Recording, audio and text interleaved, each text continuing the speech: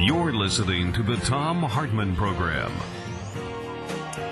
And welcome back to the third hour of our program. Thom Hartmann here with you.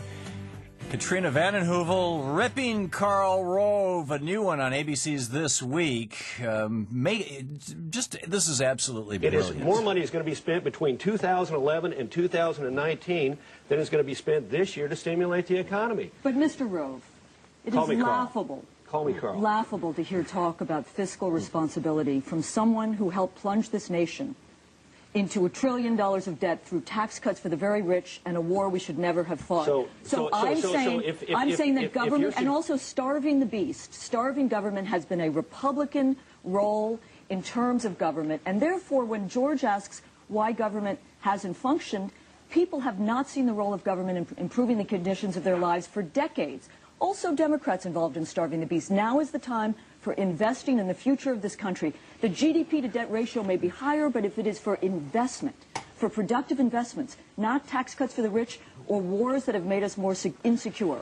It is brilliant, absolutely brilliant. Katrina Vanden Heuvel, I bow in your presence. Welcome to the show.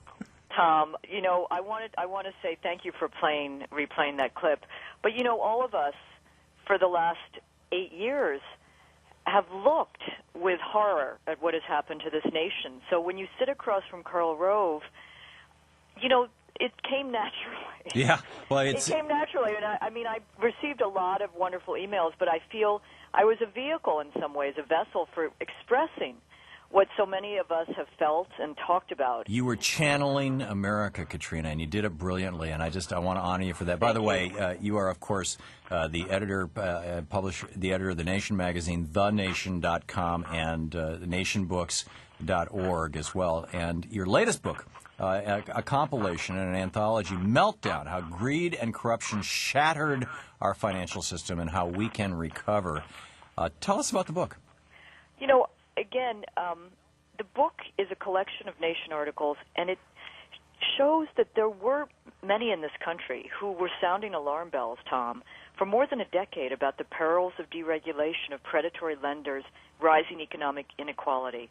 And this book marks where we were, the warning bells, the roots of the crisis, and it lays out how we can recover. And it's with people like William Greider and Joseph Stiglitz, Thomas Frank, Robert Sherrill, Naomi Klein, and we're doing an event in New York City this Friday, a forum on meltdown and a people's recovery. I think if we don't understand the roots of this crisis, it's harder for us to see a way out, and that's what this book is designed to do. Yeah, and people have to get it, you know, where this all came from, and really, in my humble opinion, and I've only written 3 books specific to the economy on this issue, you know, Unequal Protection and Screwed and We the People, and that it really began in the modern era with the election of Ronald Reagan. That's when the conservative meme that they'd been pushing since the 50s actually got hold. I mean, during the 50s, Eisenhower wrote to his brother David, you know, these people are cranks. They're crazy. If they ever get in power, it'll destroy the Republican Party. But when Reagan came into office, they began this starve the beast, as David Stockman called it, policy, and we are now reaping the fruits of that. That is so true. And this book lays out how the conservative right, beginning with Ronald Reagan, has worked hard to roll back the role of government, the ability of government to function. So when you hear this talk about how Obama is talking about a massive expansion of government, he's talking about dialing back, making government function, making it useful as a defender of the majority of American people. And what I thought was so important in the speech he gave last week, he talked about the role of government at times of other crises in this country, the Civil War, the New Deal, the Great Depression, how it has been a catalyst for economic renewal and development. And I think people have forgotten that, as you said, Thom, because we've seen government and what it can do to improve conditions of people's lives so beaten up, you know. So I do think we're at a moment where there's an opening. I don't know how you feel, Thom. I mean, the pain of this for millions of people is hard to witness, but yes. A crisis is a terrible thing to waste, and it is an opportunity to say, hey, you guys, conservative guys, your ideas are discredited. Yeah. We need to find a new way forward that makes more sense for our country. No, they have absolutely destroyed our country. I mean, when Reagan came into office, we were the largest creditor nation in the world, and we were the largest exporter of manufactured goods in the world. We are now the largest debtor nation in the world, and we are the largest importer of finished goods. We used to import raw materials more than any other country in the world, the iron ore and things like that. We'd turn it into finished products, and we'd ship it out when Reagan came into office in '81. And now we are the largest exporter of raw materials in the world, trash, trees, and we're exporting cardboard, for God's sake, waste cardboard and minerals, and more than 60% of our mining industry isn't even owned by Americans any longer, and we are the largest importer of finished goods in the world. We have become, in 28 years, as a consequence of Reaganomics and trade policies that were continued, in fact, even amplified enthusiastically by the Clinton administration, we have become the definition of a third world nation. What do we do?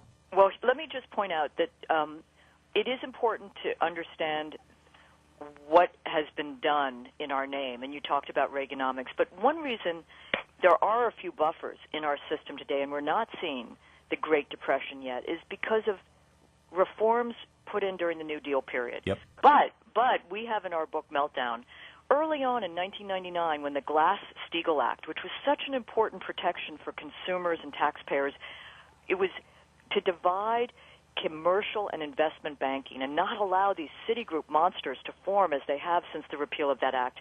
We warned it would lead to more risk in our system. Yep. Now, the architects of that, I fear, were, Larry Summers and Bob Rubin presided over the passage of that. Now, they understand, because I think the conditions of the time are such that Larry Summers of '93 is not Larry Summers of today, that we need to re-regulate. Now, that's going to be important.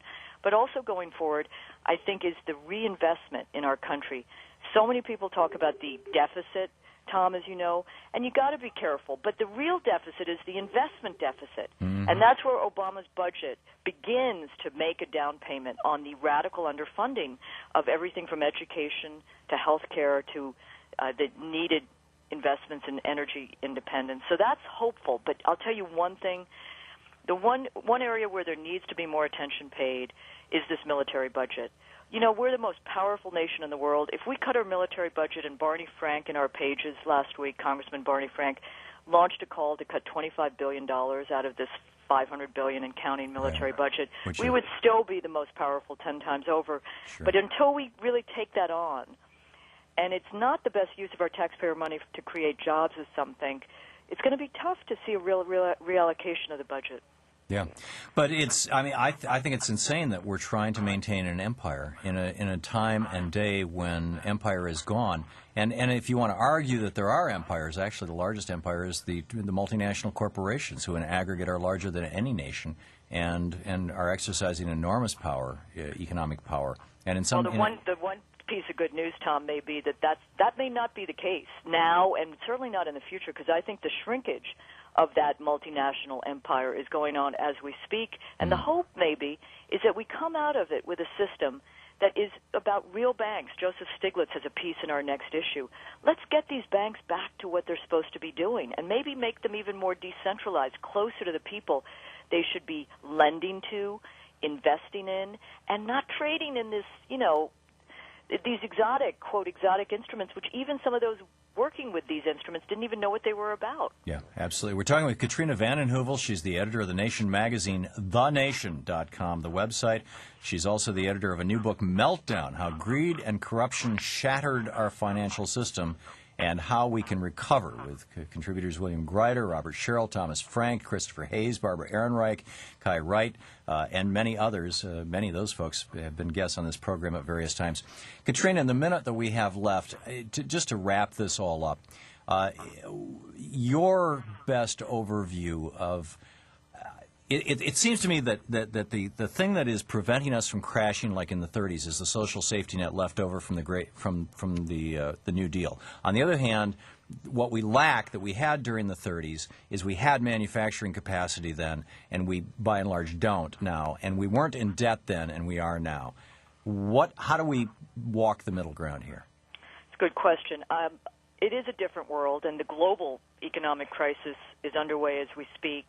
I think we need real smart investment in this country, and that will begin to retool and rebuild. There will be a need to find new industries, and I think the investment in energy and the investment in a green economy, if we can do it without too much pain for workers, is a way to move from manufacturing as the base. Right, and without too much pain from workers, I think we need to go back to a manufacturing base, but that's going to require a dramatic change in our trade policies. But for high-speed rail, you know, not... Yeah. There you go.